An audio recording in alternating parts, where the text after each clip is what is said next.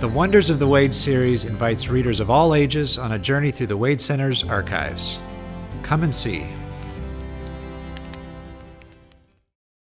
In 1952, C.S. Lewis and Joy Davidman exchanged texts with each other. I'm Jim Beitler, and I'm the director of the Marion E. Wade Center at Wheaton College. According to one source I read, when Joy Davidman visited C.S. Lewis in Oxford in 1952, she read English literature in the 16th century. I found it very exciting. Meanwhile, C.S. Lewis read a draft of Smoke on the Mountain and helped Joy with the writing of it. Joy herself was a writer, though.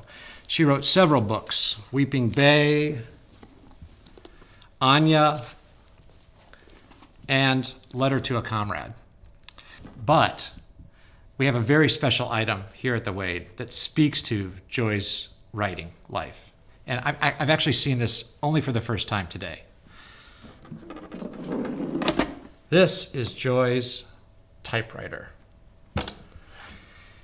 And according to the note, this typewriter was used by Joy Lewis to type out the novel Till We Have Faces, to which she contributed in creative ways as well as by typing. So on this typewriter, some or all of Till We Have Faces was typed, one of C.S. Lewis's best books. I hope you'll come to the Marion E. Wade Center and see the typewriter for yourself.